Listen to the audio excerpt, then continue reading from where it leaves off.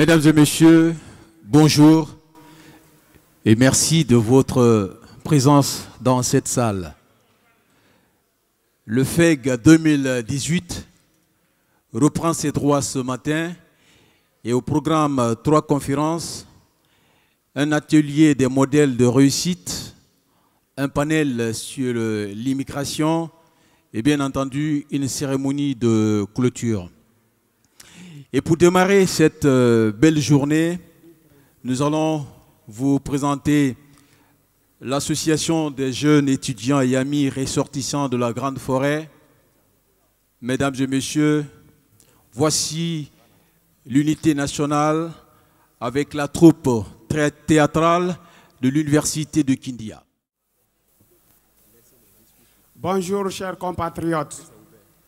Il est de mon devoir en tant que président de la CENI, vous proclamer les résultats définitifs de l'élection présidentielle qui s'est tenue le 28 février 2018. Suite à cela, ils étaient 8 candidats, dont le choix s'est porté sur 4, notamment Samba Diallo, le président du PDG, Nyakwe Sese Tokba Bogomou, le président du PNR, Parti national pour le renouveau, et également Sekouba Kondé, le président de l'UFG, Union des forces de Guinée. Et enfin Aboubakar Souma, le président du PRG, Parti républicain de Guinée. Après dépouillement et analyse des voix obtenues, il est avéré que le candidat du PDG, le président Samba Diallo, avec cette majorité écrasante de 99,9% comme pourcentage, est élu comme président de la République de Guinée. Par conséquent, suite à l'article 228 de notre Constitution, M. Samba Diallo est désormais le président de la République de Guinée. Je vous remercie. Koto. Papa. Depuis combien d'années on est en train de chercher le pouvoir? Moi, je t'ai dit. Depuis 1958? Oui. On va commander le pouvoir. Coudé? Depuis 1958, nous sommes là à chercher le pouvoir.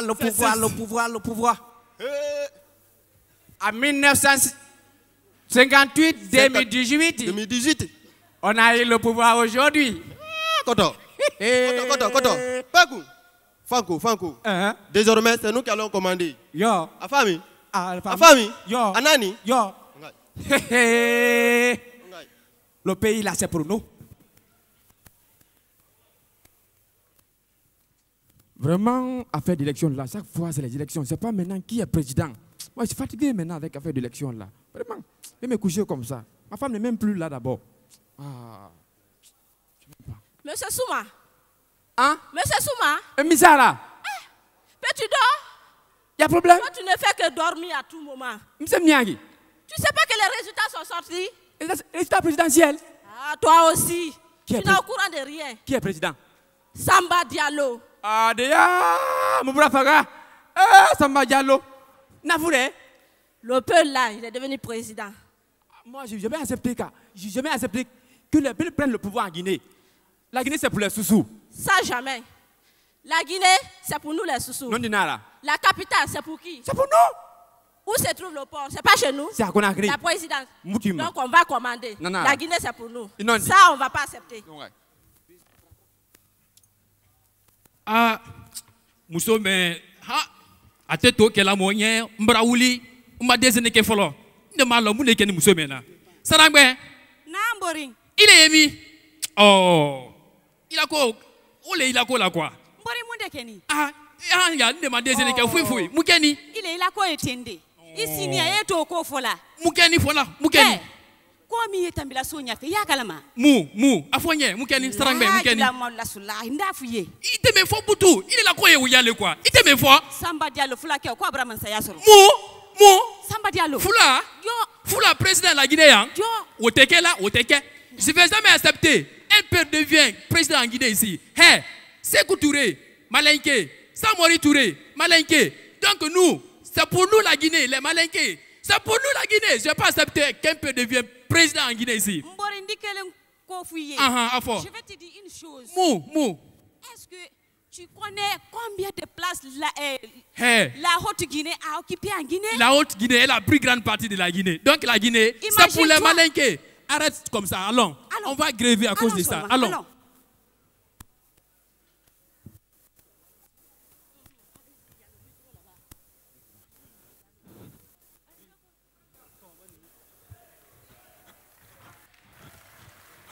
Oh, qu'est-ce qui se passe ici? On dit Samba Diallo est devenu président de la République de Guinée. Ah, déjà, Samba Diallo est élu comme président de la République de Guinée. Si on dit la Guinée appartient aux forestiers. La Guinée appartient aux forestiers. Tu as raison. Le grenier de la République de Guinée, c'est la Guinée forestière. On doit commander la Guinée. La Guinée appartient aux forestiers. Tu as raison. C'est pour nous. La Guinée nous appartient. La Guinée nous appartient. La Guinée appartient aux forestiers. Merci.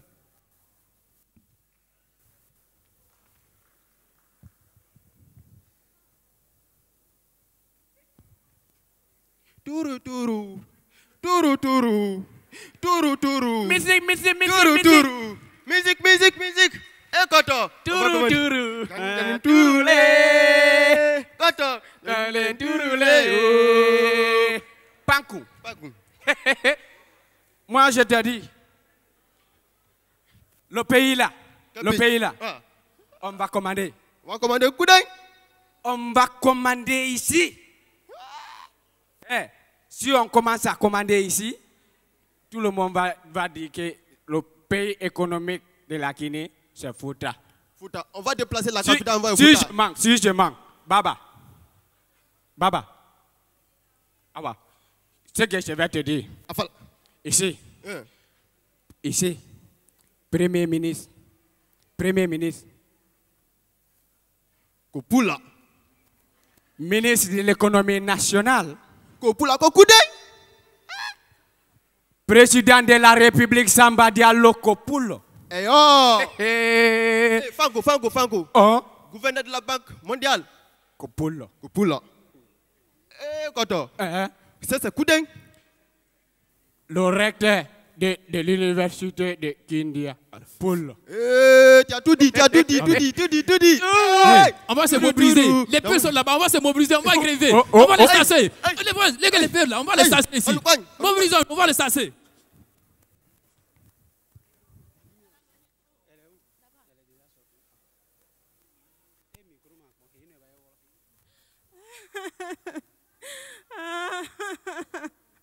Aidez-moi.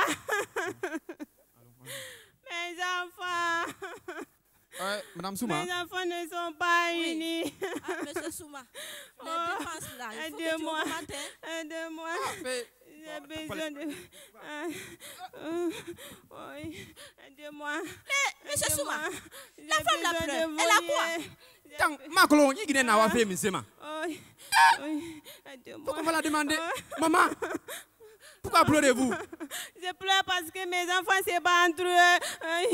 Aidez-moi. Ces enfants, où sont-ils partis? Ils sont tous dispersés. Mais de quel enfant parlez-vous, maman? Vos enfants sont là devant vous. Nous les sous nous sommes vos uniques enfants. Pourquoi pleurez-vous? Essuyez vos larmes, nous sommes là. À nous seuls, on peut vous faire progresser. Maman, à la baie, la Guinée appartient aux sous-sous. Nous sommes des enfants. On peut te faire évoluer. Nous, des sous-sous. On n'a même pas besoin des forestiers ni les malinqués. Jamais. La Guinée appartient aux sous-sous. Ça, quand même. Monsieur Souma, tu sais à quoi? Prenons-la, envoie-la dans la capitale. Car elle nous appartient. On va la faire progresser.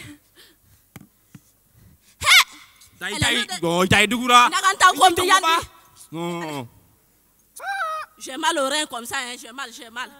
Il faut que Madame Souma, il est bigna, il est bigna. On peut pas reposer. Moi. J'ai besoin de la paix. Aidez-moi. Mousso me kasla muna. Fio, mon ekeni fana.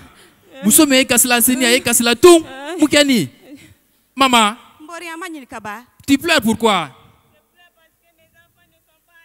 Pourquoi? Les enfants ne sont pas unis. Nous sommes là, les Malinqués. Tu nous appartiens. Arrête de pleurer. La Guinée nous appartient. Arrête de pleurer. Maman, si vous attendez la Guinée, c'est les Malinqués. C'est ça, ma femme. C'est ça. C'est qu'il y a, on va la prendre bas, on va la mener. Okay. Prenons-la. Ok. Mais nous sommes nous ne pouvons pas prendre celle-là. Elle est rude, vraiment. On ne peut pas prendre celle-là, Fio. Oh mon Dieu, mes enfants, c'est pas entre eux. Aidez-moi, j'ai besoin de voler. Aïe, aïe.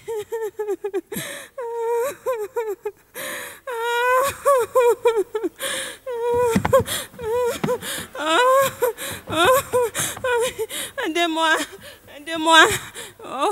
Oh là là. J'ai pas de paix. Maman, qu'est-ce que vous avez? Je pleure à cause de mes enfants. Ils ne sont pas unis. Que ces enfants sont dispersés. Comment allons-nous faire? Oh là là, c'est déplorable. Namawalié, c'est pitoyable, ça fait pleurer.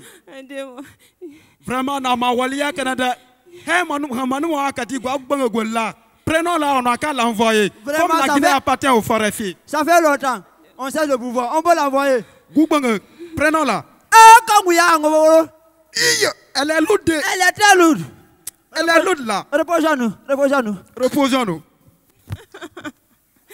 Mon Dieu. Quand est-ce que j'aurai cette paix? Qu'est-ce que j'ai fait? Mes enfants se battent. Aidez-moi. Maman pleure. Aidez-moi.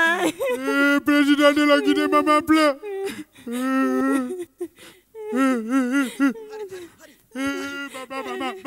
Aidez-moi. Papa, maman pleure. On ne peut pas la supporter. Aidez-moi. Aux femmes.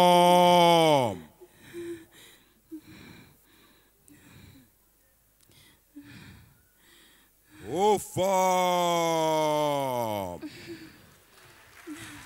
Beauté angélique, naturelle et magnifique.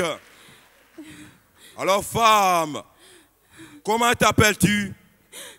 Je m'appelle la Guinée. Oh chère Guinée, alors pourquoi pleures-tu? Je pleure parce que mes enfants ne sont pas unis. Ils sont tous dispersés. Alors où sont-ils? Les voici. Ils sont tous dispersés.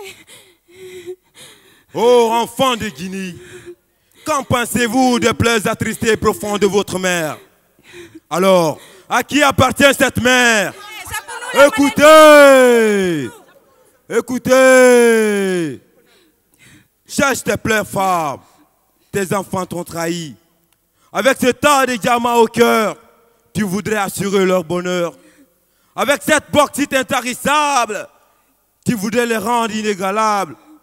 Avec les variétés climatiques, tu voudrais faire d'eux des figures emblématiques de l'Afrique et du monde entier.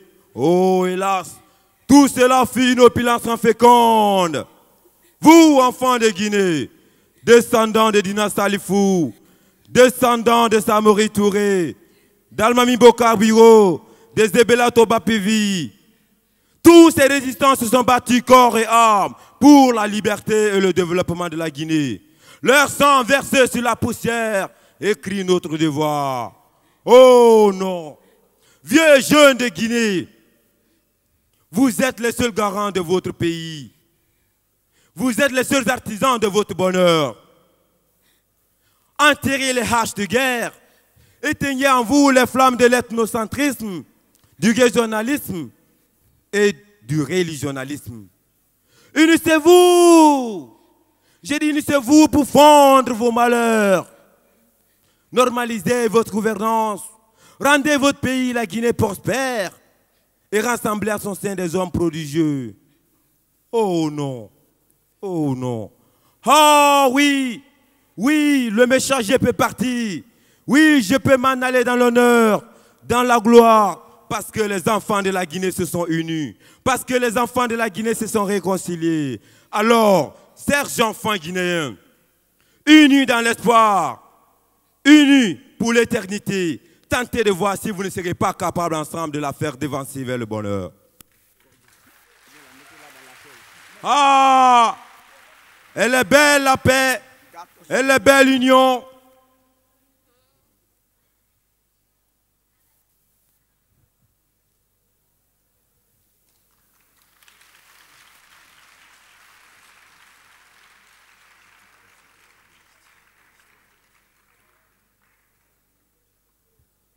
Vous, enfants de Guinée, ainsi que moi, votre protecteur, votre messager, osons dire ensemble, vive la paix, vive l'unité nationale et vive le développement.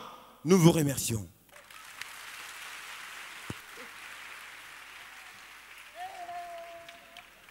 Poème. La paix. Ô chère noble population de ma Guinée, il me faut 4 lettres pour écrire un seul mot. Sinon, je serai contraint de connaître tous les mots du monde entier. La première lettre est P.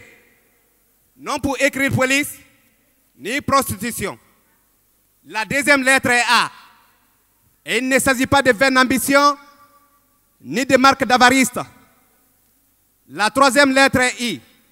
Je renvoie cette lettre aux hommes, aux femmes intègres que vous êtes, mais non aux infidèles. La quatrième lettre est X. Non pour barrer une route, ni pour ordonner une vexation. Chers frères et sœurs, ce petit mot est un mot très rare. Il n'est pas chez les avares et il n'accepte pas de troubles. Chère laborieuse population de la Guinée, ce petit mot de 4 lettres est au carrefour très proche de l'amour et il s'imposera toujours en Guinée.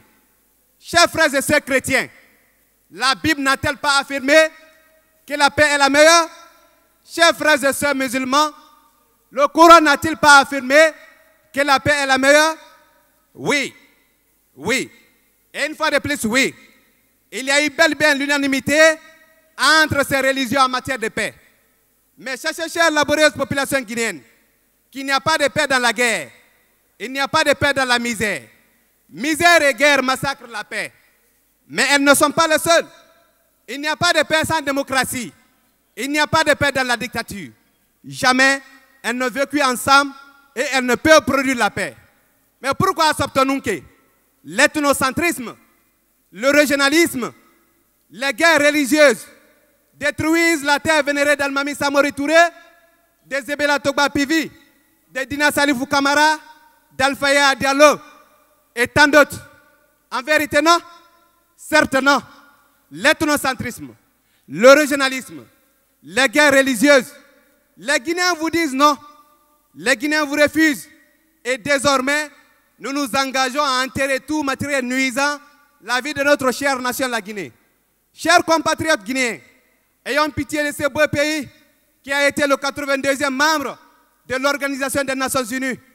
Ayons pitié de ce beau pays qui a été un membre fondateur de la CEDEAO. Ayons pitié de ce beau pays qui a été un membre fondateur de l'Organisation de l'Unité africaine le 25 mai 1963 à Addis Abeba.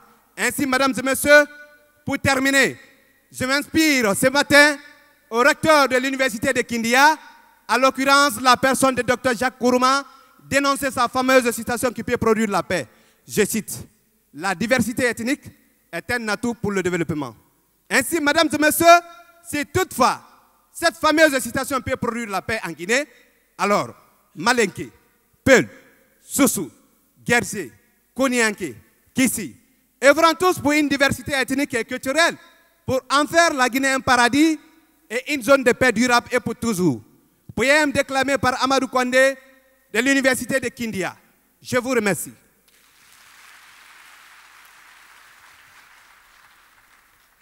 Merci aux étudiants de l'Université de Kindia pour cette contribution pour le renforcement de l'unité nationale. Mesdames et messieurs, on ne rétablira pas la morale publique, non, pas seulement en donnant l'indépendance aux juges, on la rétablira en réhabilitant l'éducation civique, disait Jacques Chirac. Et Victor Hugo décrit l'éducation, c'est la famille qui la donne. L'instruction, c'est l'État qui la doit. De la citoyenneté, de l'éducation, il en sera question, mesdames et messieurs, dans un instant. Et c'est l'occasion d'installer la première conférence. Nous allons donc appeler ici le modérateur de cette première conférence, Adja Aminatou Bari Kamara, conseillère au ministère de l'Éducation, au ministère de l'Enseignement supérieur et de la Recherche scientifique.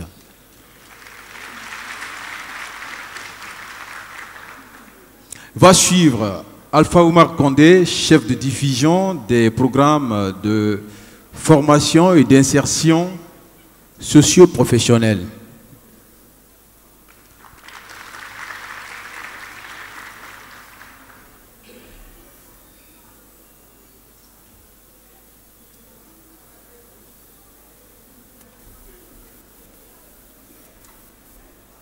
Va suivre Moustapha Kaba, étudiant, président collectif université publique. Nous allons appeler Mfamara Kamara, directeur national des droits de l'homme et de la citoyenneté. Mesdames et messieurs, Ahmed Sekou Traoré, directeur pays mérite international de la jeunesse. Fasseli de Junior Mara, directeur national de l'éducation civique au ministère de l'éducation nationale et de l'alphabétisation. Pour compléter la liste, mesdames et messieurs, Sekou Kounduno, président du Ballet citoyen Guinée. C'est la première conférence, mesdames et messieurs, autour de l'éducation et de la citoyenneté. Mesdames et messieurs, je vous souhaite une belle conférence.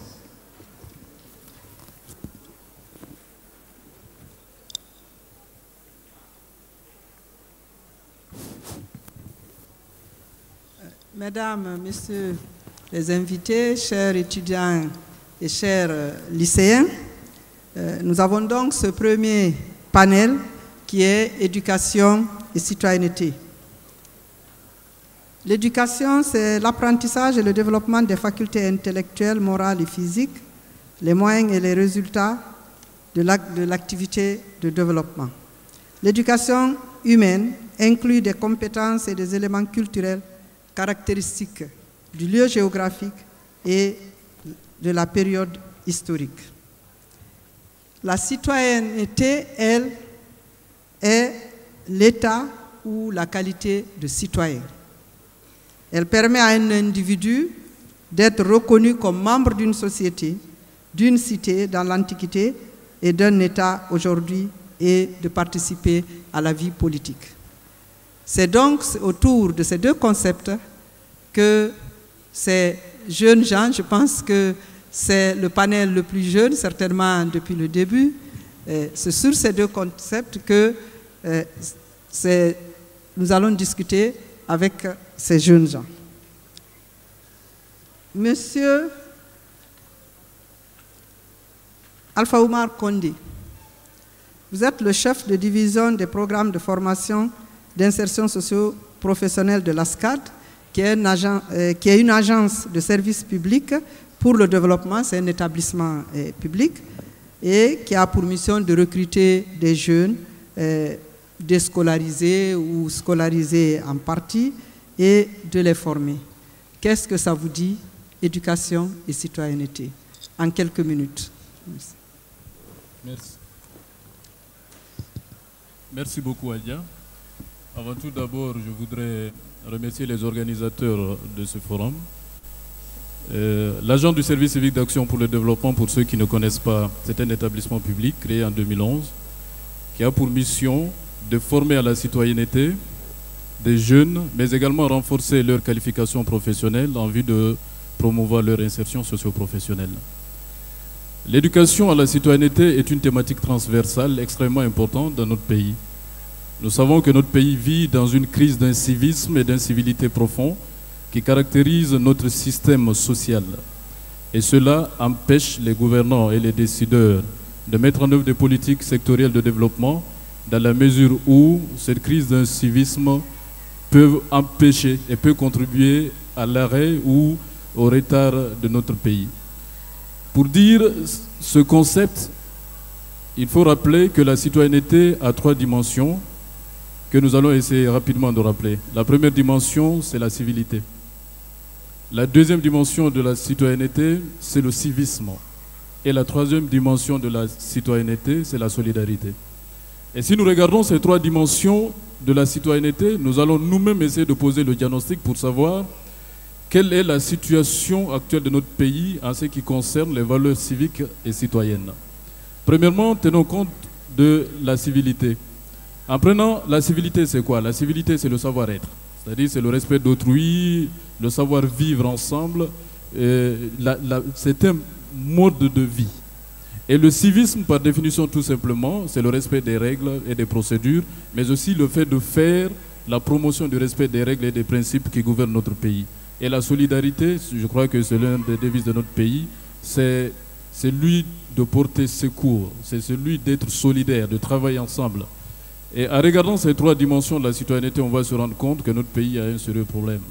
Et ensuite, on aura l'occasion d'essayer d'étaler pendant le panel. Et je trouve le thème extrêmement important, transversal, et qui doit attirer l'attention de toute la population ainsi que les acteurs. Merci, Monsieur Condé. Je voudrais m'adresser à Monsieur Facelide Junior Mara. Il est le directeur national de l'éducation civique au ministère de l'Éducation nationale et de l'alphabétisation.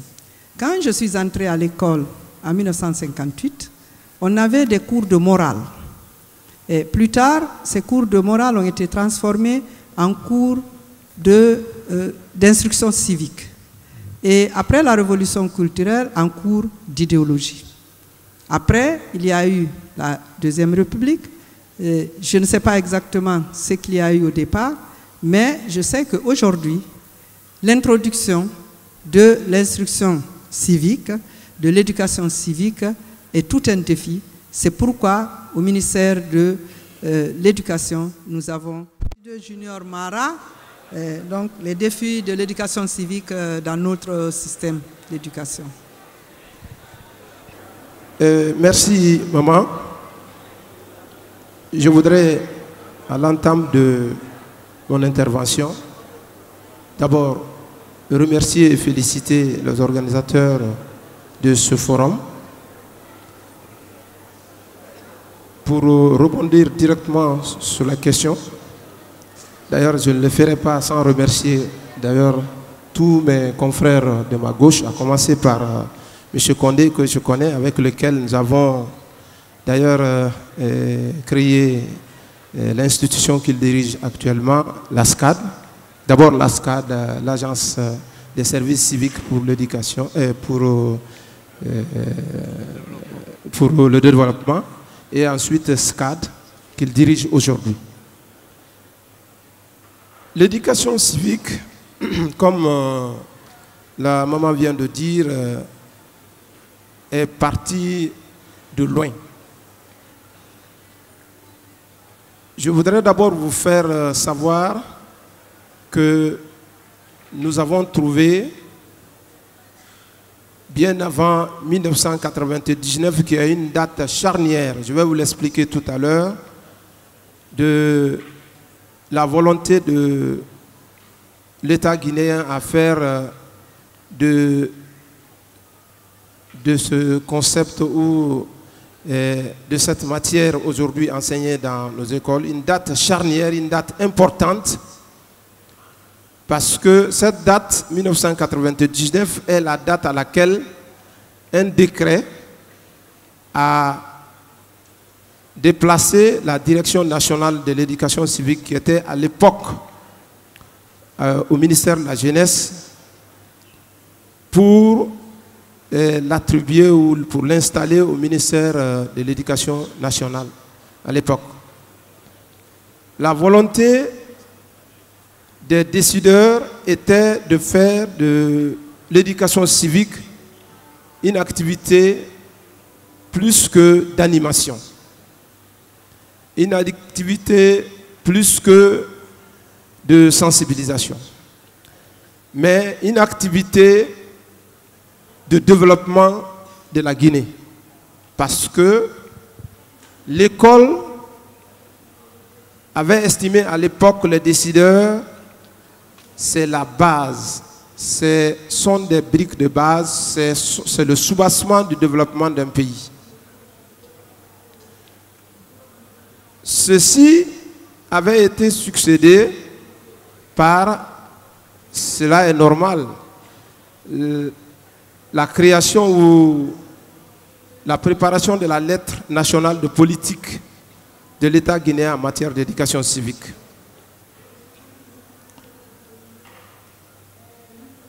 Ceux-là qui ont facilité la mise à disposition de ce texte important, je crois que la maman a un peu évoqué ceci là, sans vouloir pourtant dire leur nom.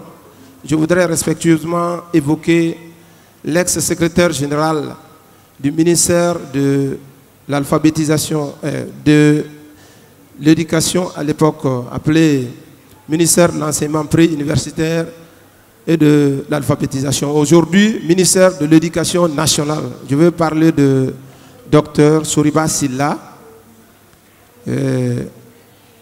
Que Dieu lui donne sa santé, un peu malade aujourd'hui, mais toujours conseiller spécial du ministre actuel. Il y avait 4 défis donc qui avaient sous-tendu à la création de la Direction nationale d'éducation civique. Bien sûr que la matière était déjà enseignée à l'école comme discipline dans les curricula, comme alors l'histoire, la géographie, la physique. Parce que vous conviendrez avec moi qu'il ne suffit pas d'apprendre à nos enfants à calculer, à lire, alors, et à savoir, à connaître notre corps humain sous l'angle de la biologie et autres, à connaître la géographie, mais il faut leur apprendre une autre dimension qui semble souvent, je ne sais pas, dérisoire, qui passe inaperçue, mais qui a une dimension importante.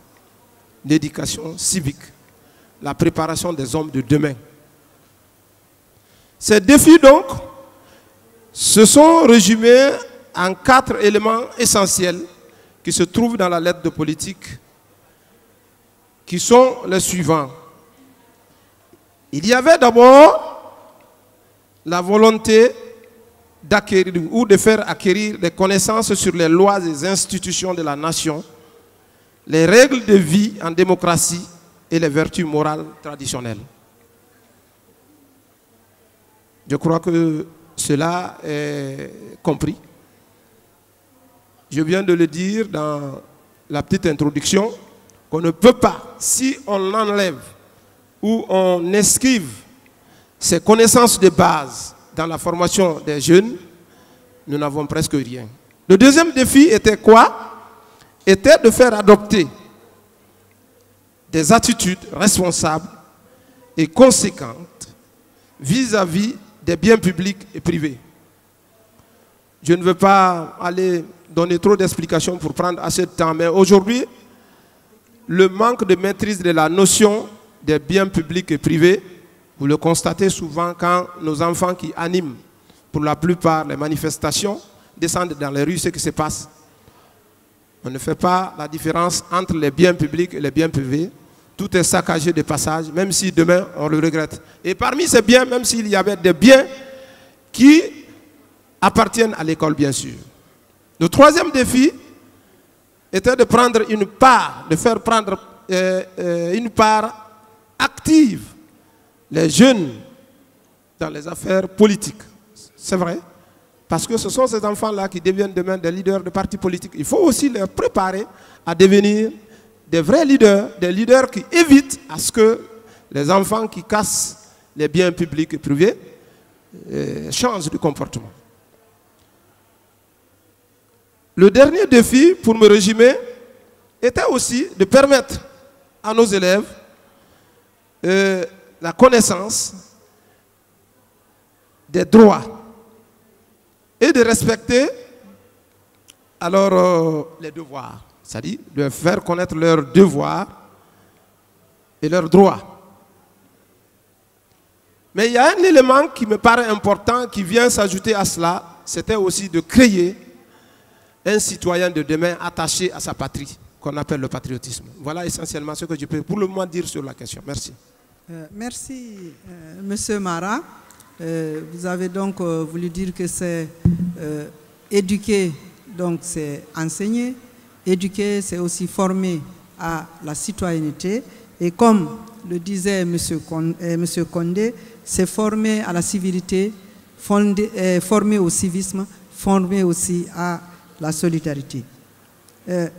Monsieur Moustapha Kaba est le président du collectif des étudiants des universités publiques de Guinée. Monsieur Kaba, pour les étudiants de Guinée, que signifie la citoyenneté? Comment vous appréhendez votre rôle de citoyen? Merci maman de m'avoir posé cette question. Mais bien avant, permettez-moi de remercier au nom de tous les étudiants de Guinée, les autorités guinéennes, particulièrement le ministère de l'Enseignement supérieur pour les efforts fournis dans le domaine vraiment de l'enseignement supérieur, permettre à nous les étudiants et étudiantes d'avoir ou bien être au même niveau de formation que ceux de la sous-région, mais également ceux de l'international. À ce qui concerne la problématique de l'éducation à la citoyenneté, nous pouvons la définir à travers 3 dimensions. La première dimension, c'est d'abord la dimension cognitive, c'est-à-dire les enfants, les apprenants doivent connaître, mais également comprendre les valeurs de la République. Et comprendre, enseigner ces valeurs de la République aux enfants, ça commence d'abord à bas âge.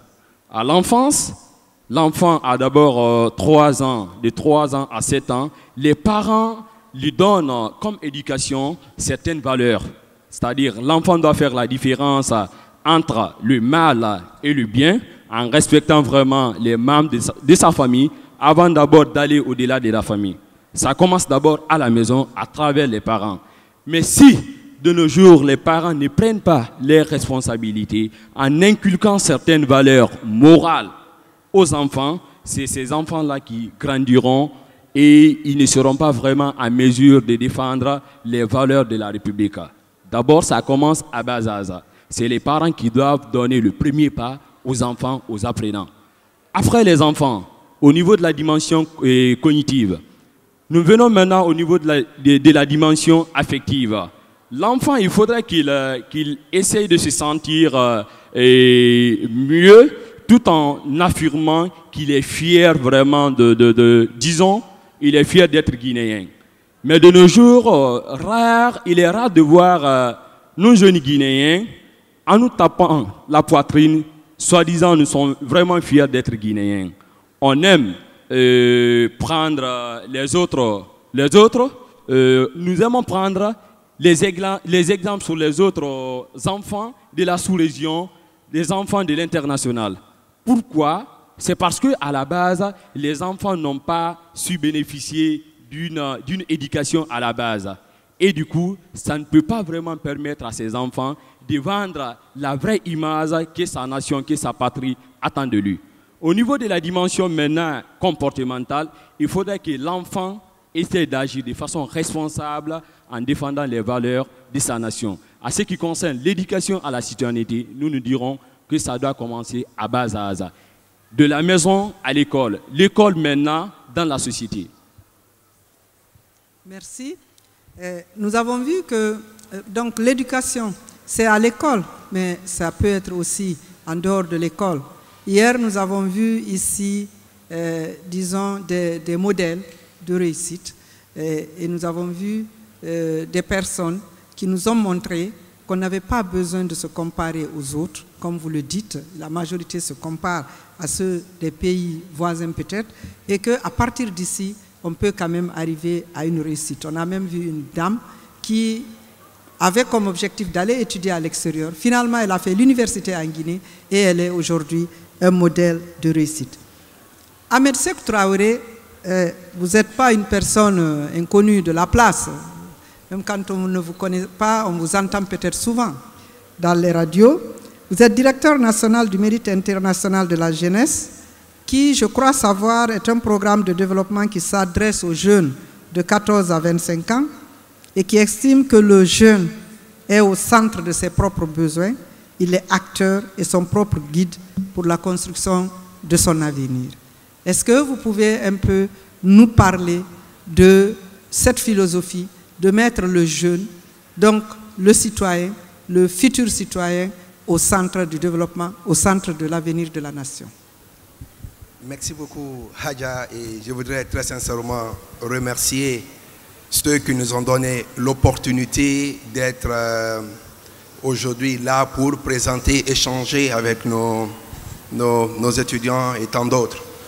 Effectivement, je suis du Mérite international de la jeunesse Guinée, parce que le Mérite international de la jeunesse est une fondation internationale qui est communément appelée en anglais The Duke of Edinburgh International Award Program.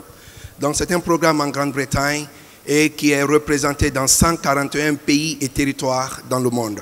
Ce programme donc est un programme d'éducation non formelle des jeunes de 14 à 25 ans.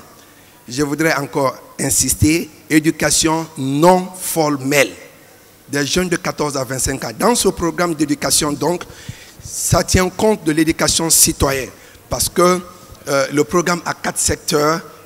Un, ça permet aux jeunes, même étant en classe, en état de classe, apprendre d'autres métiers pour appuyer sa formation académique sans pour autant briser cette éducation, cette formation académique.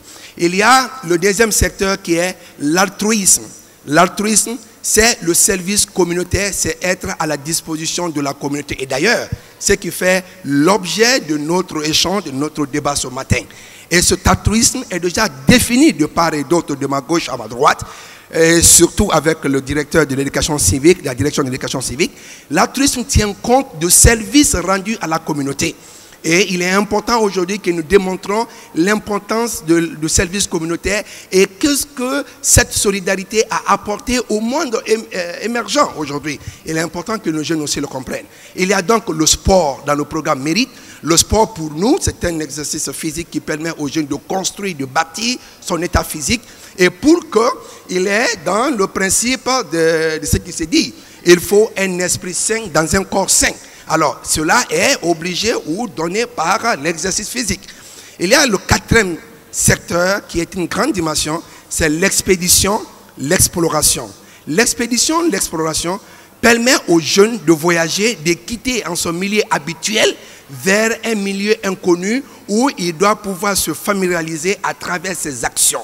Et cela est important parce que vous constaterez qu'il y a certains de nos jeunes à Conakry ou qui sont à Zéro-Corée qui ne se sont jamais déplacés d'un point à un autre, surtout en termes de services communautaires, en termes d'action directe à la communauté. Donc le programme Mérite est fondé sur ces 4 éléments et vous avez un 5e point qui est ce qu'on appelle le camp de chantier ou les projets résidentiels.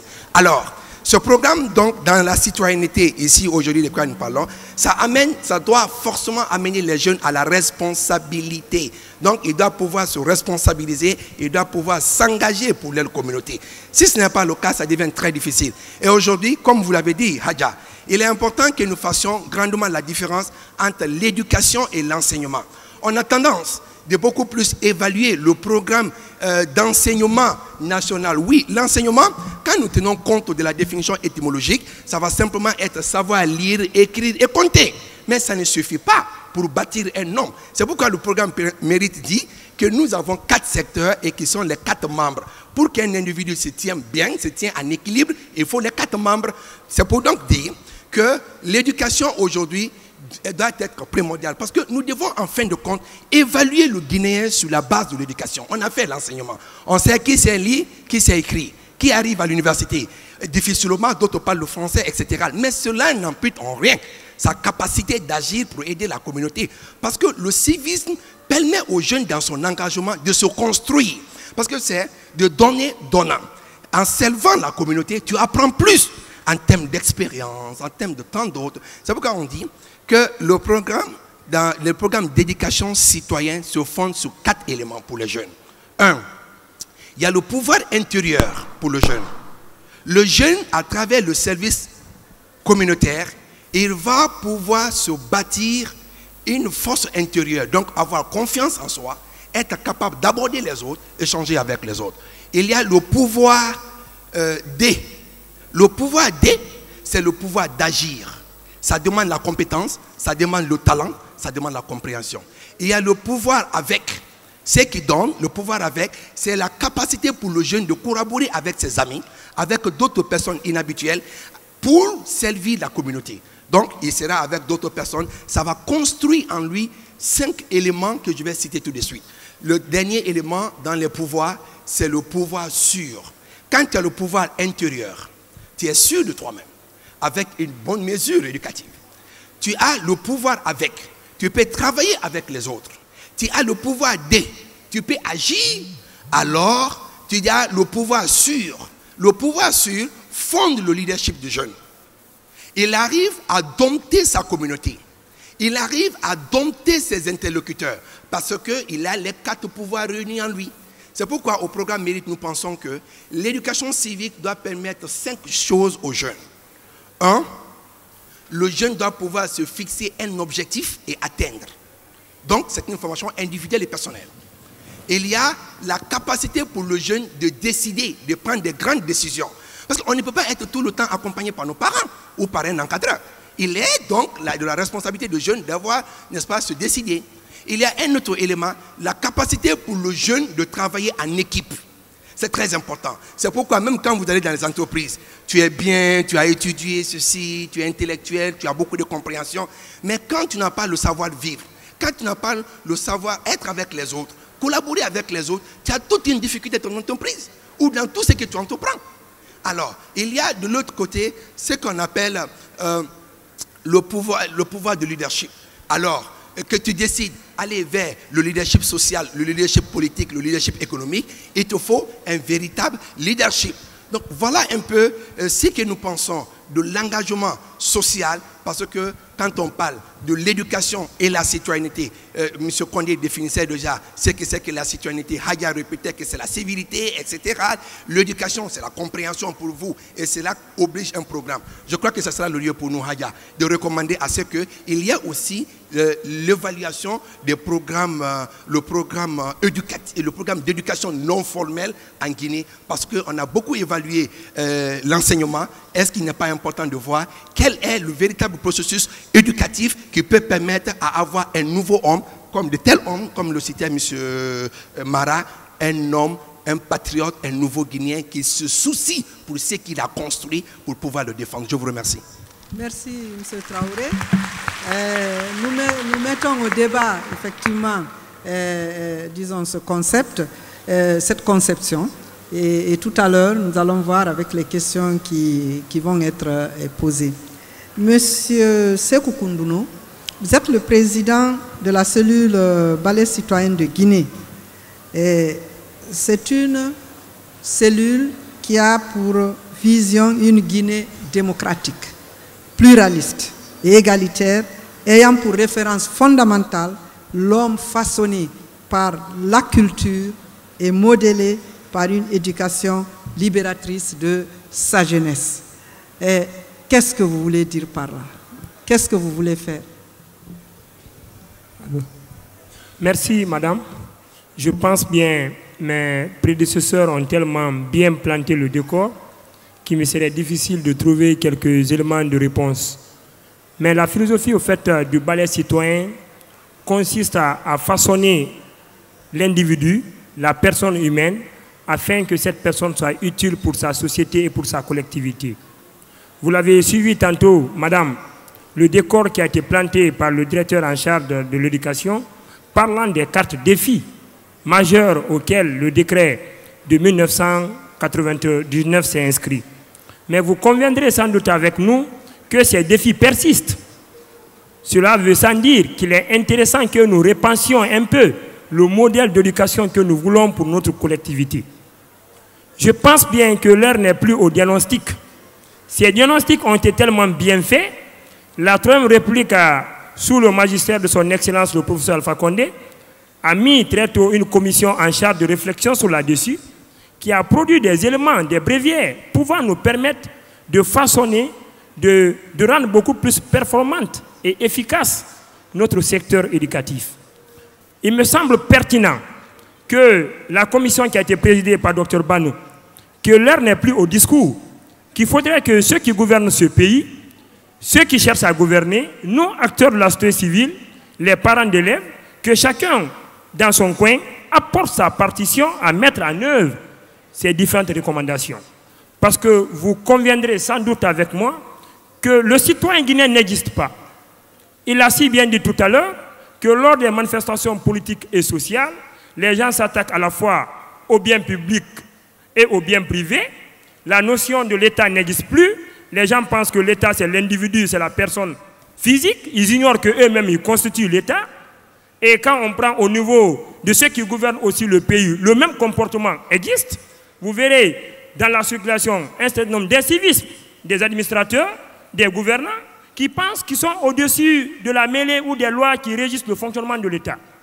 Donc, il nous semble pertinent et indispensable que l'enseignement de l'instruction civique à l'élémentaire doit passer en premier.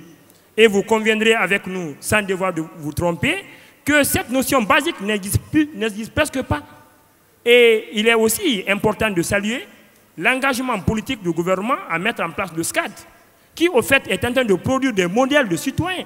Mais pourquoi ne pas expérimenter cette théorie dans le cadre au fait de l'éducation?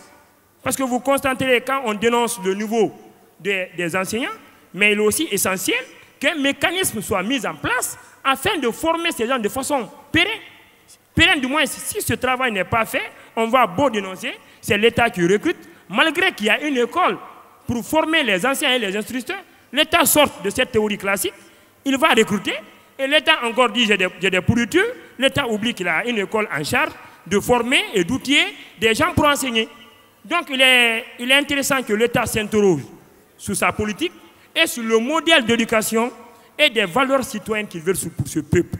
Je le disais tantôt, quand on prend le ministère en charge de l'unité nationale de la citoyenneté, qui a un budget très dérisoire dans le BND, mais il faudrait que l'État guinéen sache que tant qu'on n'investit pas sur le capital humain, tant qu'on ne façonne pas le Guinéen, tant qu'on ne construit pas des valeurs de solidarité, de justice, de transparence, d'éthique dans ce pays, on n'ira nulle part.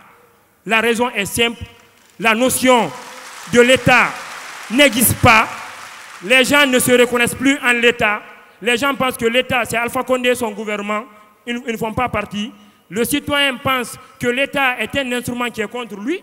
En fait, on sent qu'il y a un déficit de communication, un déficit de collaboration entre l'État et ses sujets. Donc je pense bien que ce forum, il est à l'actif du ministère de l'Enseignement supérieur. Nous devons les remercier, les féliciter, les encourager, mais surtout qu'on sorte des discours, que l'État s'interroge. Nous, acteurs de la société civile, je pense bien, le grand frère homonyme Ahmed l'a prouvé tout à l'heure, même à l'instant où je vous parle, dans notre siège, nous avons un espace citoyen où nous véhiculons la participation citoyenne, l'engagement citoyen, la culture de la solidarité, mais nous le faisons sur nos propres ressources. Et si l'État aussi en faisait autant, qu'on fasse de cet enseignement dans nos écoles, dans nos universités, une priorité des priorités. Parce que le directeur ne me dira pas le contraire, on donne juste 45 minutes à 1 heure à cette leçon qui est capitale dans la vie de la nation.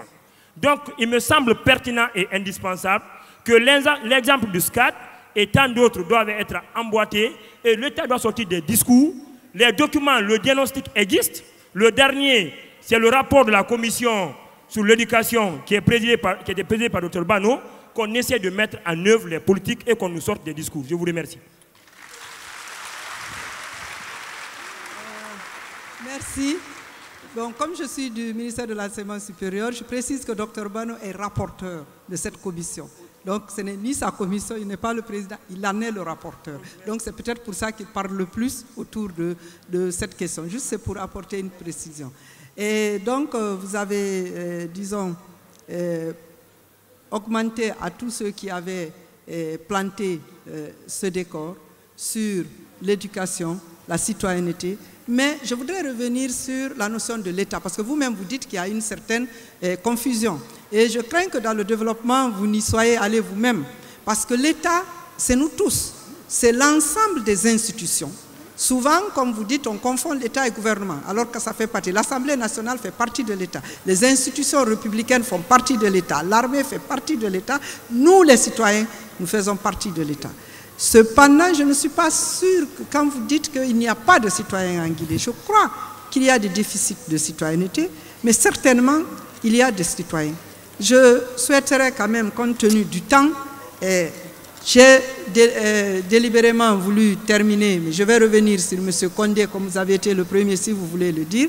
Je peux vous passer la parole pour dire 2 minutes avant de venir au ministère de la Citoyenneté. J'ai voulu délibérément vous mettre à la conclusion.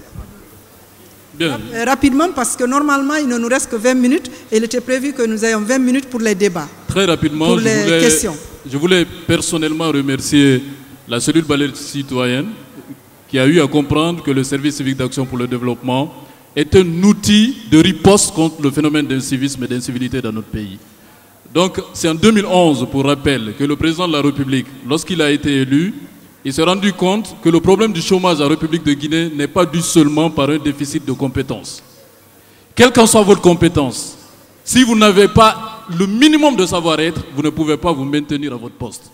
Raison pour laquelle, lorsqu'il a créé en 2011 l'agent du service civique d'action pour le développement, nous on a eu à élaborer un certain nombre de documents qui allaient à la fois dans 3 dimensions, si on peut le dire. Premièrement, c'est le savoir-être. Deuxièmement, c'est le savoir-faire. Et troisièmement, c'est l'autonomie. Lorsqu'on lit les 3, le jeune, il sait qui il est, il peut faire l'autocritique, savoir quels sont ses droits, quels sont ses devoirs. Allié à une compétence, il peut se maintenir au sein d'une entreprise.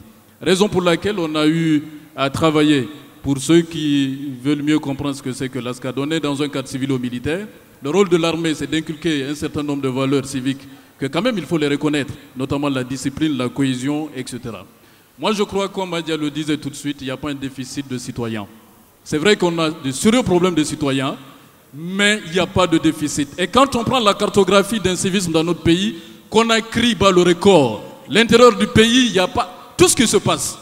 À l'intérieur du pays, vous venez dans la circulation, les gens respectent la circulation. Mais toute cette pagaille réside à Conakry. Et la cartographie repose ici. Le point rouge, c'est à Conakry. Et nous devons mettre encore beaucoup plus d'efforts à Conakry. Et je crois, pour terminer, au-delà que ce que l'ASCAD fait, nous avons essayé, le ministère de l'Enseignement supérieur est en train de faire un travail remarquable. Et je crois qu'il est temps que j'accepte de le dire. L'ASCAD est devenu un modèle parce que même la France a eu à créer le modèle ASCAD. Il faut qu'on accepte de le reconnaître. La France a copié le modèle ASCAD, la Guinée, pour mettre le SMV. Bien entendu qu'on a été créé en tenant compte un peu de la manière dont le SMA fonctionne en France. Mais après, ils se sont rendus compte que notre modèle guinéen était un modèle qui porte fruit. Ils ont créé eux aussi le SMV qu'on a eu l'honneur de visiter et d'échanger avec eux en France. Ça se trouve au niveau de La Rochelle et à Paris. Mais ce que le ministère de l'Enseignement supérieur est en train de faire comme recherche innovante dans le domaine de l'éducation. Tout à l'heure, vous disiez tout de suite, le problème c'est à la base. Mais il y a une chose qu'on a abandonnée pendant la Première République, c'est qu'il y avait le service civique universel. Le Rwanda l'a instauré, il est obligatoire. La France, Emmanuel Macron est en train de le ramener. Mais nous, on l'a banni, on l'a abandonné. Et quand nous prenons le service civique universel, que ce soit pour les étudiants, que ce soit pour tous les citoyens, ça les amène à résoudre le problème à la fois de repère. Parce que le problème que nous avons, c'est un problème de repère. Les jeunes n'arrivent pas à se repérer.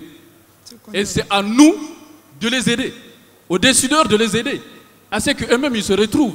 Et je crois que c'est ce qu'il faut saluer et que c'est un travail qui est en train de se faire au fond. Et après, certainement, les décideurs prendront leur responsabilité pour l'annoncer. Et cela tient compte de la Constitution de notre pays qui dit en son article 145 que l'État a l'obligation de garantir le service civique ou militaire à tout citoyen âgé de 18 à 30 ans. C'est que nous, l'ASCAD, on fait, et on le fait très bien, parce que les entreprises ne viennent qu'à l'ASCAD pour recruter, et je crois que le ministère de l'Enseignement supérieur doit s'engager dedans. Je vous remercie. Tout à fait, M. Condé.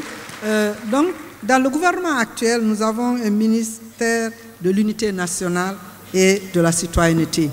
Je crois que ce n'est pas un hasard. Et puis, depuis 2 ans, nous avons organisé une première puis une deuxième semaine nationale de la citoyenneté et de la paix. Monsieur Mfamara Kamara, vous êtes le directeur national de la promotion des droits de l'homme et de la citoyenneté. On vous écoute. Quel message avez-vous en quelques minutes pour qu'on puisse donner la possibilité quand même à nos étudiants et élèves de poser des questions? Merci beaucoup. Merci beaucoup, madame. Je suis très heureux de me retrouver avec vous, même si vous ne me reconnaissez pas. J'ai été un de vos élèves au collège Boulbiné. Je suis très heureux d'être là aujourd'hui pour parler autour de cette thématique qui semble être extrêmement importante. Mais en rentrant, j'ai regardé, c'est écrit éducation, citoyenneté. Et la thématique même est complexe. La thématique même est complexe parce que l'éducation, j'ai travaillé dans une ONG internationale qui disait dans le postulat, l'éducation est un processus permanent d'apprentissage. Et à l'intérieur, on disait, l'école ne fait que participer à ce processus. Alors, la thématique telle que posée, on n'aura ni le temps ni l'énergie pour essayer d'en débattre. Mais je vais essayer de toucher quelques petits points qui ont été dits ici pour essayer d'avancer. Vous savez, la construction ou la formation ou la fabrication d'un citoyen, c'est un processus long qui prend du temps. Dès qu'on dit processus, on sait que ça prend du temps. Ce n'est pas un décret. Le décret ne touche pas le psychologique. La loi ne touche pas le psychologique. Le psychologique se touche par l'éducation, la formation et la sensibilisation. Et ça prend du temps. À partir du moment où on essaie de faire le lien éducation, citoyenneté, M. Baldé l'a dit, les dimensions citoyennes sont tellement multiples qu'on a même du mal à trouver la porte d'entrée. Mais je vais essayer de faire en sorte que quelques étudiants, les étudiants qui sont là en sortant, que chacun essaie de trouver juste sa piste de réflexion pour que, au sortir de ce forum, que chacun essaie de se positionner. Vous savez, j'ai suivi Ballet Citoyen, mon frère Sekoundouré, qui parlait de la problématique de la citoyenneté. Évidemment, on a besoin, je ne suis pas tout à fait d'accord avec vous, bon, madame, j'ai peur de vous contredire, mais on a un problème de citoyenneté. C'est-à-dire que ça se voit partout, dans la circulation. Quelqu'un il gare mal, vous lui dites la vérité, il vous insulte. Le gars, il ment, on mange dans les véhicules, on jette les ordures. Là, il y a un problème de citoyenneté. Mais par contre, là où je rejoins Sékou Koundolo, c'est qu'il faut que l'État soit suffisamment capable de susciter la citoyenneté chez l'autre, de susciter la citoyenneté chez le Guinéen lambda. Oui, c'est l'État qui doit amener ce jeune qui est là à dire qu'est-ce que moi maintenant je fais pour mon pays. Mais lorsque l'État, dans ses prises de position, dans des trucs, frustre les gens, il y a la frustration, la violation d'un certain nombre, l'individu se retire de la société. Et dès que l'individu se retire, il n'y a plus de citoyenneté. Parce qu'il n'a plus le sentiment d'appartenir à la société. Donc à partir de ce moment, il se retire.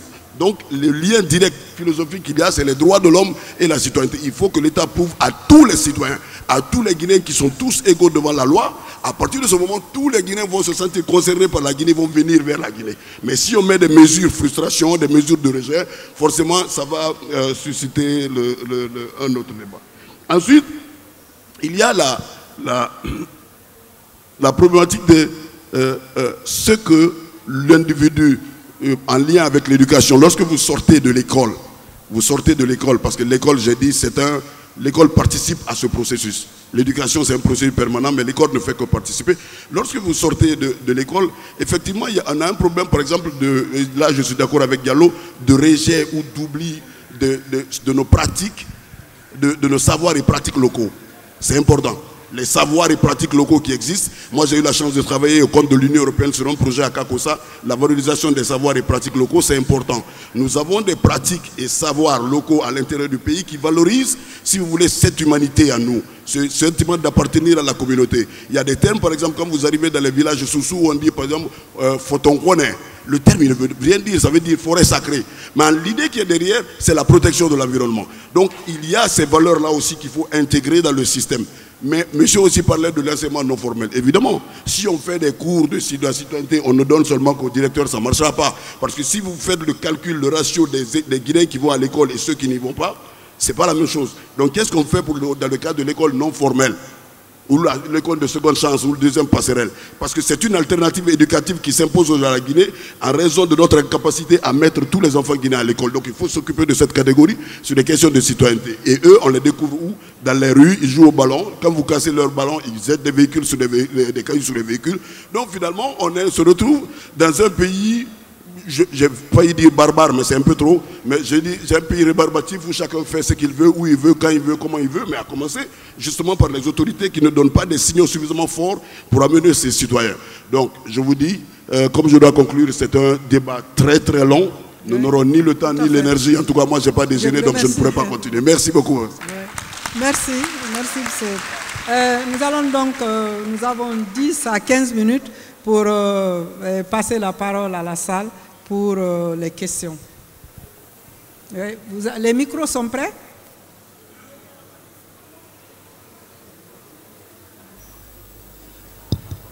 Bonjour, oui, vous déclinez votre identité et puis vous posez votre question.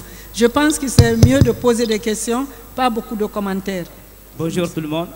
Je réponds au nom de Thierry Suleiman Ba, président de l'AJPEC Guinée, l'association des jeunes pour la promotion de l'éducation et de la culture, en même temps chargé de communication de la Fédération estudiantine de Guinée.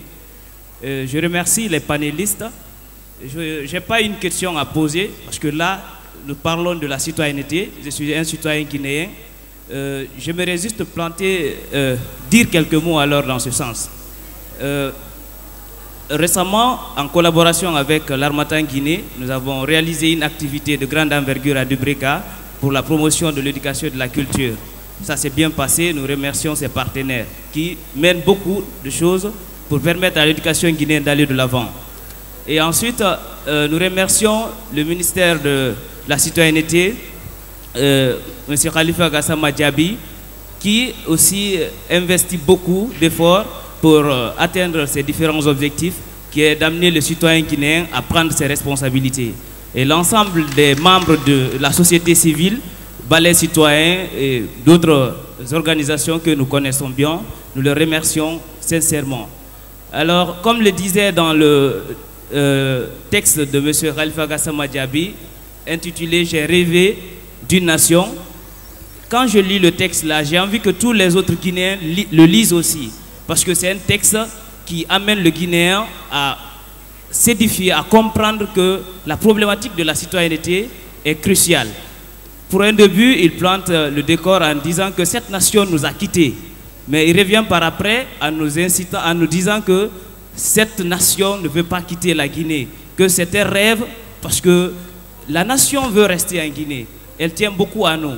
Et il se réveille en disant, je me réveille, un réveil si triste, d'un triste rêve d'une nation tristement abandonnée à sa triste infortune. Je vais vous suggérer... vous allez m'excuser, je sais bien, ça a été long, mais ça me tient à cœur de le dire parce que je sais bien, oui, c'est une chose qui est très importante. Il faut vulgariser de pareils textes. Je vous comprends. Et je vous comprends et j'étais en train de proposer justement de mettre ce texte à l'attention de monsieur le directeur national de l'instruction civique pour certainement une éventuelle utilisation dans nos différentes écoles. Je vous remercie. Oui, oui, donnez le micro à la dame. Ici en face de moi. Bon, il y en a qui ont les micros à main, qui ne lèvent pas la main, et moi, je ne vois que ceux qui lèvent la main. Donc, je voudrais qu'on donne le micro à cette demoiselle qui a levé la main dès le départ. Après, on va passer à vous. Je ne veux pas qu'on fasse de hold-up des micros. Merci. Bonjour tout le monde. Bonjour tout le monde, je disais, je m'appelle Diallo Adiakadiatou, je fais la licence 3 sciences de l'éducation à l'ISEG. J'aimerais poser la question suivante à monsieur le représentant de la CENACIP en un mot. Est-ce que lors de l'organisation de ces CENACIP-là, est-ce que vous vérifiez réellement si les missions qui sont affiliées à cette Semaine nationale de la citoyenneté sont effectives dans les établissements. Je veux dire, on a proposé que lors de la Semaine nationale de la citoyenneté, qu'on donne des cours de citoyenneté dans les salles de classe. Est-ce que vous avez fait une autocritique pour savoir réellement est-ce que c'est effectif dans les salles de classe ou bien ça se limite juste au niveau des textes et de la publicité de la Semaine nationale de la citoyenneté? Je vous remercie. Monsieur Camara, je voudrais que vous notiez la question. Après, on va passer aux réponses. Oui, celui qui avait le micro derrière, donnez-lui.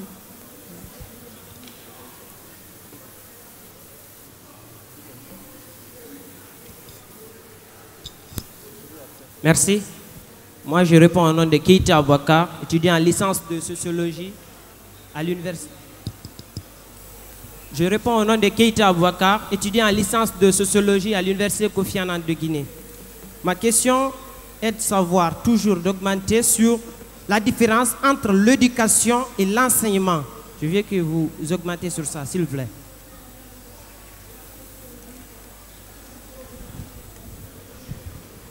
Okay. Monsieur le ministre.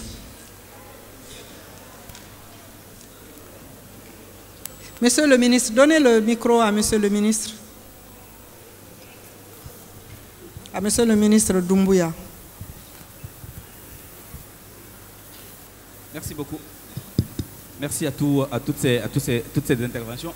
En fait, j'ai l'impression que nous avons tendance, à travers les différentes interventions, de dissocier la citoyenneté et l'éducation. Et j'ai envie de dire citoyenneté, éducation et droit. Parce que les explications qui ont été données ici sur les comportements des taximans, les incivilités en ville, dans Conakry particulièrement, c'est lié certainement au non-respect quelque part des droits dans la circulation. On a beau ne pas être instruit.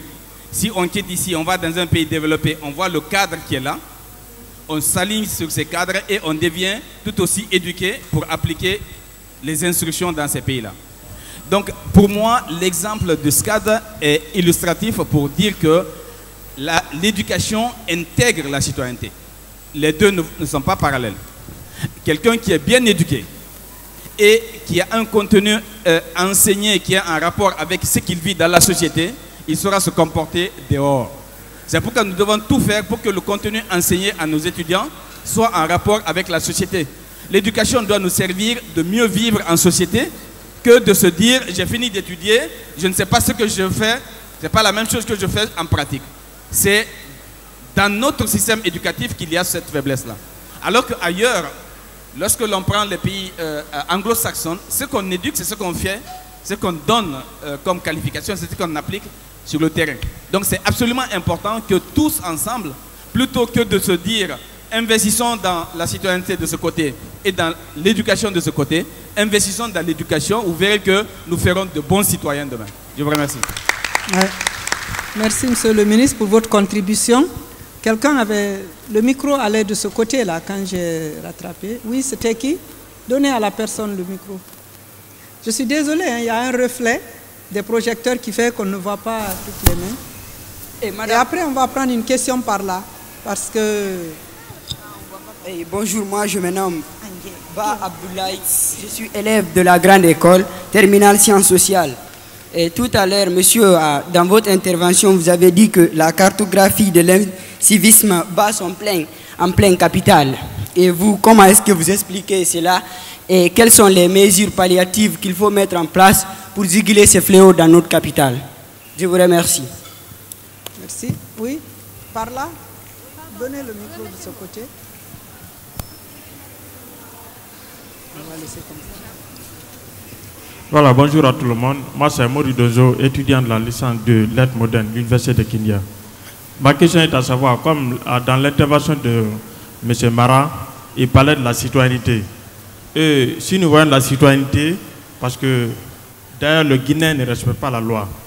À l'école primaire, on nous enseigne institution civique et morale. Au collège, on parle SCM. Tout cela nous parle, c'est-à-dire la bonne conduite, la loi. Mais si la loi, c'est-à-dire la constitution guinéenne n'est pas enseignée dans les écoles, parce que c'est d'abord l'enfant qui doit enseigner d'abord son père et sa maman, quand il sort dans la rue, ils peuvent maintenant, c'est-à-dire se comporter bien. Mais si cela n'est pas enseigné, d'ailleurs le Guinéen même ne connaît pas la loi. Seulement ceux qui font le droit et la science politique à l'université, qui connaissent un peu les règles, c'est-à-dire la constitution guinéenne. Mais tous ceux qui font les autres ne connaissent pas. Et le Guinéen se met dans la rue, il se comporte n'importe quoi, et on parle, c'est qu'il ne connaît pas la loi. C'est ça, c'est ma question de revenir à M. Mara, de voir un peu, d'essayer d'insérer,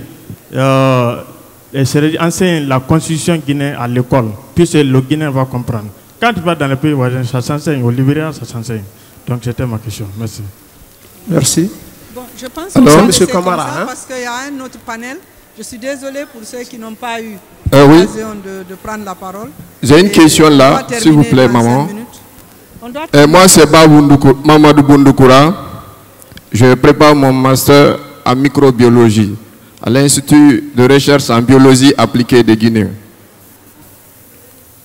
Donc, c'est par rapport à la citoyenneté. À monsieur le directeur, ça fait 2 ans, il y a des activités qu'on mène par rapport à la citoyenneté. Donc, vu de ça, je veux réellement savoir, est-ce que la citoyenneté peut continuer à fonctionner sans mettre de pénalité? Je vous remercie. Les demoiselles qui distribuent les micros, là, c'est terminé. Hein? Il n'y a plus de questions. Parce que là, j'ai été un peu prise au dépourvu. Je reviens vers le panel. Chacun sait la question qui lui a été posée. Est-ce que vous voulez bien y répondre?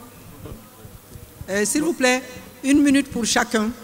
Merci. Parce que les organisateurs, je suis en train de me faire taper sur les doigts. Bien. 1 minute par question. Rapidement sur la cartographie. Hein. Tout à l'heure, je disais à l'introduction que la citoyenneté avait 3 dimensions. C'est la civilité, le civisme et la solidarité.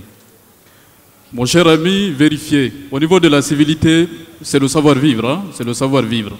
Vous venez trouver un monsieur à l'intérieur du pays, en ce que je sache, quand vous trouvez un adulte, vous le saluez. Et deuxièmement, il y a la manière de saluer. Il y a la manière d'être. Vous n'acceptez pas de jeter les ordures n'importe où. À l'intérieur du pays, chaque matin, vous allez voir toutes les vieilles dames se lèvent, balayer devant leur porte et mettre les ordures quelque part. À Conakry, on fait exprès, on prend les déchets, on les met sur la chaussée. Et quand tu demandes, on dit c'est pas pour ton père. La route là n'est pas pour ton père. C'est pas ton père qui l'a mise ici. Tout ça, ce n'est qu'un exemple sur la civilité. Et je vous disais tout de suite, la civilité, ce n'est que le savoir-être. Prenons le civisme.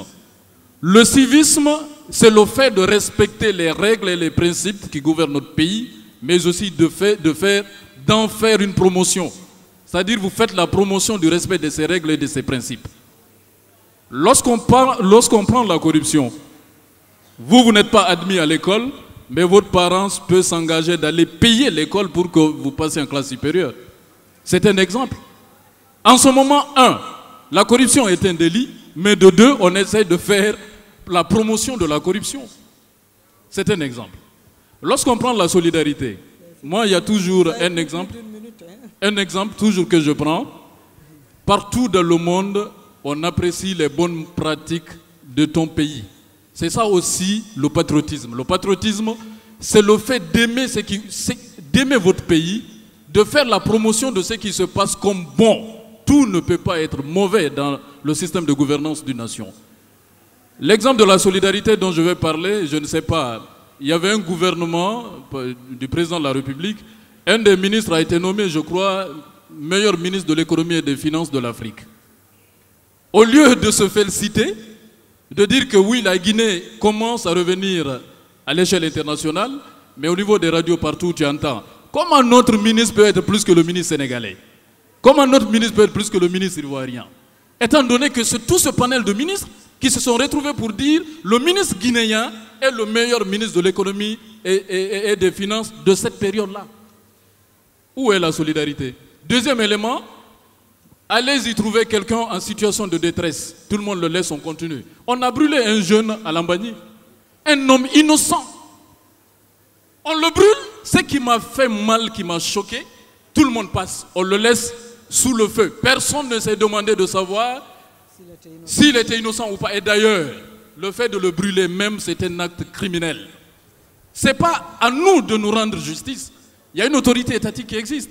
Mais nous les citoyens, ça c'est pas l'État, c'est nous citoyens, on passe, on regarde le monsieur en train de brûler. Et après, qu'est-ce qui se passe au niveau des réseaux sociaux? Tout le monde publie, ah le monsieur était innocent, le monsieur est innocent. La faute à ce niveau était à qui? À l'État comme on le sent quand on parle de l'État, ou bien à nous citoyens?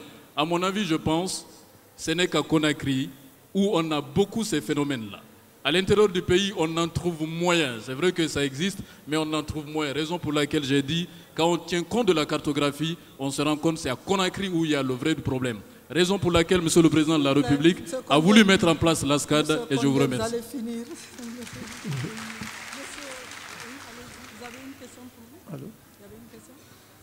Allô?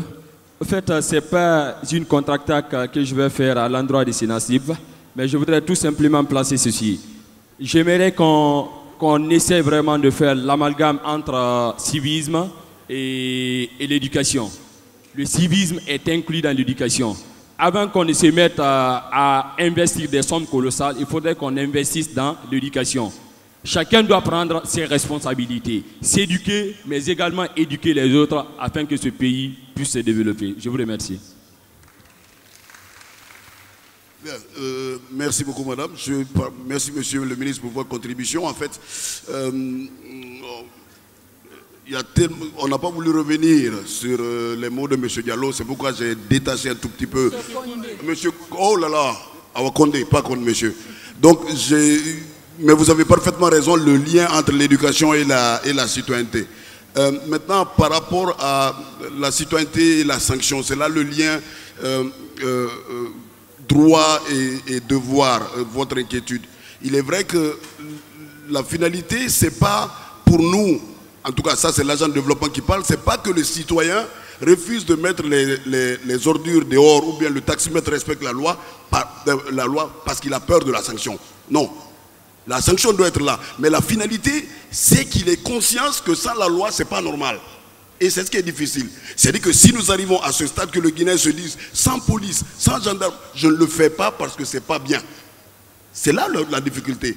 Donc, à un certain moment, on s'appuie sur la sanction, mais il faut à un autre moment arriver à faire comprendre à ce citoyen qu'il doit le faire sans la loi. Donc ça, c'est extrêmement important. Par rapport à la Sénacip, mademoiselle, au ministère de l'Unité nationale, si on avait dit qu'on espère résoudre la problématique de la citoyenneté par la Semaine nationale de la citoyenneté, de deux choses l'une. Soit nous n'avons aucune idée du travail qui nous est donné, soit nous prenons les gens pour les stupides. Et ce n'est ni l'un ni l'autre. La Semaine nationale de la citoyenneté, c'est juste un moment où on veut émeuter toute la Guinée pour que les gens réfléchissent sur cette problématique. Elle ne résout pas la problématique de la citoyenneté. Elle ne résout pas. Donc l'éducation civique, l'éducation d'ailleurs, ça devait être éducation citoyenne. Parce que M. Condé l'a dit, le civisme n'est qu'un élément de la citoyenneté. Ça devait être éducation citoyenne. Il faudrait qu'on l'intègre dans le curricula. Et le curricula tel que c'est fait, c'est monté au niveau du PEPT. Je ne pense pas que ce soit la meilleure solution.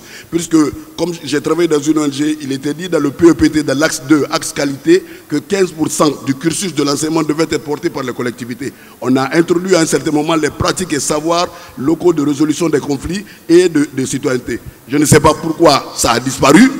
À un certain moment, ça a existé au niveau du PEPT, du programme qui est devenu aujourd'hui, dans le cadre du document stratégique, le PSE, le programme sectoriel de l'éducation. Il est bien mentionné dedans que les communautés pouvaient intégrer les 15% du programme au niveau de la qualité. Donc, la Sénacip ne résoudra pas. La Sénacip, c'est juste qu'on fasse du bruit pour que les gens se posent la question. Et je disais à mon ministre pour la première édition, je dis, si ne serait-ce qu'à Yomo, une ménagère, une vendeuse de cacahuètes se pose la question, mais c'est quoi encore cette citoyenneté? On aura réussi. Ça veut dire qu'on a ouvert le débat. La citoyenneté sera longue, la construction, elle sera très longue, parce qu'il est très difficile de changer l'homme. On peut changer un moment avec la loi, il faut sanctionner. Mais à un certain moment, il faut qu'on intègre, les autres sont arrivés à intégrer le fait que je ne le fais pas par peur de la loi, je ne le fais pas parce que c'est pas normal. J'ai été à Kigali justement pour leur citoyenneté, au Rwanda, ils sont arrivés à ce stade de se dire, pas parce qu'il y a la police, non, je ne le fais pas parce que c'est pas normal. Et ça prend du temps. Pour changer l'être humain, ça prend du temps. On peut se servir des erreurs, puisque le passé n'a pas d'avenir. Le seul avenir du passé, c'est les erreurs. Alors prenons les erreurs de ce passé et faisons avancer les choses. Parce qu'il faut à un certain moment, et je conclue sur ça, madame, qu'on se dise la vérité. Il faut qu'on se dise la vérité. De tout ce que nous faisons, de tout ce que nous montons, tous les projets, si ce n'est pas accompagné d'un brin de citoyenneté, ça ne résoudra rien du tout. Quel que soit le projet, si on met des cadres qui sont identitaires, qui passent à leur ethnie, qui ne pensent pas à la nation, le projet ne marchera pas.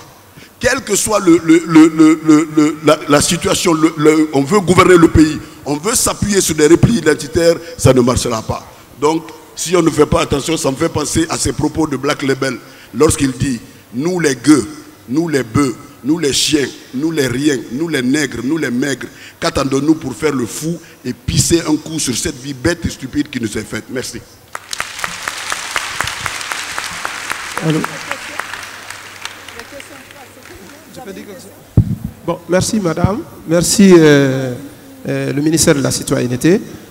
Moi je voudrais tout juste rebondir sur 2 ou 3 questions, comme on n'a pas assez de temps. Je suis désolé, vous ne pouvez pas. Vous avez 1 minute, on est en train de me dire que le panel doit être terminé. Merci. Or, il faut bien que je le conclue. Moi, je voudrais tout simplement rappeler un fait. J'ai aimé l'intervention de M. Condé. Moi, à mon avis, là, au-delà de répondre aux questions, je crois que je vais faire une intervention dans laquelle vous allez peut-être retrouver les questions. La création d'un citoyen modèle. En 2016, j'ai participé à un séminaire à Dakar où on avait classé la Guinée dans le rang des derniers pays qui enseignent l'éducation civique. Bon, sans avoir sous la main toutes les données qu'il fallait pour que nous changions de classe. Bon, j'avais démontré en sortant dans mon téléphone à l'époque le programme d'enseignement et tout ce que l'on fait, ce que les ONG font en Guinée. On avait dit, le séminaire avait été organisé par l'IPE de Dakar, l'UNESCO. Bon, on avait dit que, j'avais démontré qu'en Guinée, on enseigne l'éducation civique et qu'on est en train même de faire des efforts pour aller au-delà de l'éducation civique seulement. On est en train de créer, d'enseigner des concepts de nouveaux comme l'éducation civique, juridique et sociale. Bon, écoutez, à mon avis, au-delà d'enseigner souvent ce qu'on appelle notions, qu'est-ce que moi je me dis? Je crois que la création ou l'effort de création d'un citoyen niveau modèle va au-delà de l'éducation. Je voudrais que l'on mette en tête que ça doit être une action interactive. L'État dans l'application de la loi et l'école dans l'enseignement des modèles. Monsieur Mara, on me dit de finir. Malheureusement, M. Traoré, oui, je suis désolé de ne pouvoir me donner la parole. Je vais terminer. Non, excusez-moi, on va terminer parce qu'on me fait la pression. Vous ne voyez pas les pancartes qu'on me montre. D'accord. Moi, merci. Je les vois. Je suis désolée, donc je vais remercier tout le monde, les panélistes, remercier l'assistante pour les questions très pertinentes. C'est un débat permanent, hein. Je pense que c'est un débat sur lequel nous devons continuer. Mais moi, je voulais dire 2 choses donc, pour conclure. D'abord, ceux qui ont visité, vous avez parlé de Kigali, ceux qui sont allés, c'est impressionnant. Mais c'est une étude, parce que le président le disait, je crois, avant-hier, le Rwanda fait le 10e de la Guinée. Et avec, je crois, le double de la population. Mais avec l'éducation, c'est possible. Et ça m'a rappelé, moi j'ai visité un village qui s'appelle Djuntupetel, ça m'a marqué à l'Eluma, dans les années 90. Mais dans tout le village, vous n'avez pas le moindre papier ou le moindre sachet. Donc c'est faisable. Et c'est là où je rejoins les gens qui disent que c'est surtout à Conakry. Parce que quand il y a des embouteillages à Conakry, quand vous les voyez, vous vous rendez compte qu'après, au bout, vous vous rendez compte que c'était juste de l'indiscipline. Donc ça, c'est un. Deuxièmement, je veux dire, devant le président de la République, il y a le président des étudiants des universités privées qui avait parlé. Et aujourd'hui, il y a le président des universités. Je me dis que si tous les étudiants et élèves de Conakry décident de faire une journée de propreté, peut-être que, parce que moi, j'avoue, tous les matins, j'appréhende la prochaine première grande pluie à Conakry. On ne pourra pas circuler. Vous avez vu la ville, nous sommes une ville poubelle aujourd'hui. Donc pourquoi vous ne déciderez pas, par exemple, de faire une journée de nettoyage pour que la saison de pluie ne nous trouve pas dans cet état? Je vous remercie et c'est sur ces mots que je termine ce panel. Merci aux uns et aux autres.